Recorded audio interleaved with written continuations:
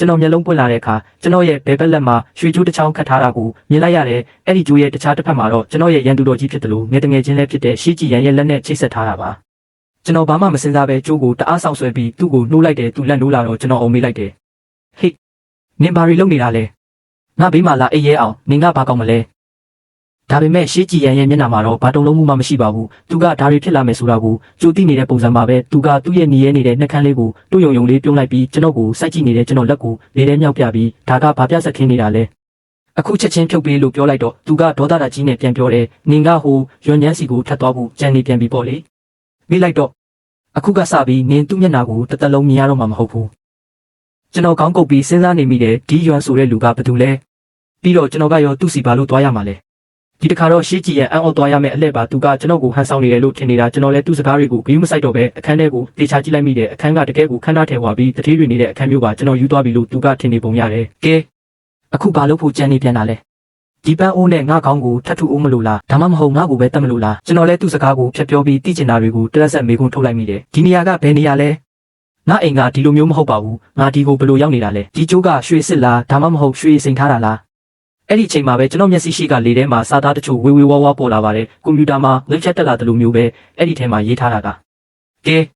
လာပြန်ပြီးမင်းသားကဘီလိမ်မယားကိုဦးကြောင်ကြောင်လှုပ်ဖို့မှတ်ညံတောက်ချင်အောင်ဆောင်တဲ့ပြဆက်ခင်းပြန်ပြီးတနာစရာကောင်းတဲ့မမကြီးမဲမတွက်တော့စိတ်မကောင်းဘူးဒီတခါရောသူ့ပြဆက်ကဘယ်နှရက်ခံမလဲကြည့်ရသေးတာပေါ့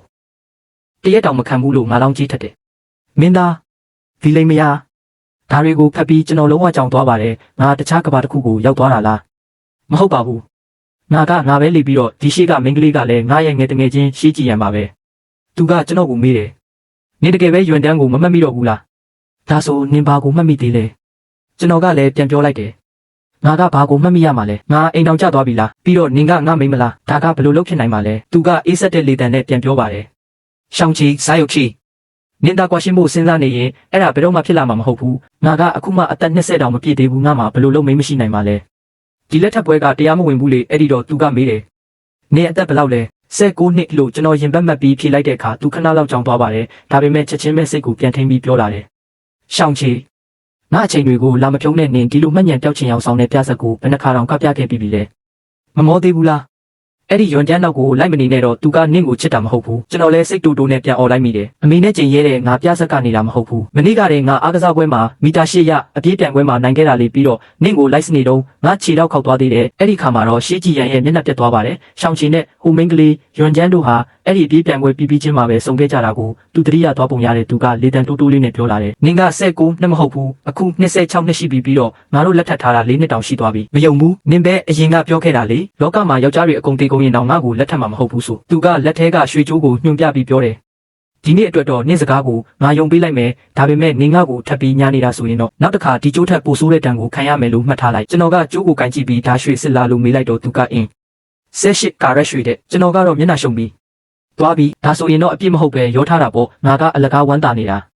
အဲ့ဒီအခါသူ့လေတံကနည်းနည်းလေးပျော့ပြောင်းသွားပြီးနင်းပါဝဲခြင်းလဲပြောလေငါအကုန်ဝယ်ပေးမယ်နဲ့ကျွန်တော်တကယ်အံ့ဩသွားမိတယ်နေကအနောက်ဘက်ကထွက်လာတာလားအရင်ကဆိုနင်းစီကပြားစီတစ်စီတောင်ထွက်ဖို့မလွယ်ဘူးနင်းပတ်စံတွေကနင်းယောက်ျားအတွက်ပဲလို့ပြောခဲ့တာလေသူကပြုံးပြီးပြန်ပြေတယ်နင်းကပဲငါယောက်ျားလေးကျွန်တော်ခုထိမယုံနိုင်သေးတဲ့အချိန်မှာပဲသူကကရင်ကောင်းရင်းကနေလက်ထက်စာချုပ်ကိုထုတ်ပြီးကျွန်တော်မျက်နှာရှိထိုးပြလိုက်ပါတယ်အဲ့ဒီပုံမှာအစိုးရတစိတ်တုံးရိုက်ထားတယ်လို့ရက်ဆွဲရဆိုရင်ကျွန်တော်တို့ဘွဲရတဲ့နှစ်မှာလက်ထက်ခဲ့ကြတာပါနောက်ပိုင်းမှာတော့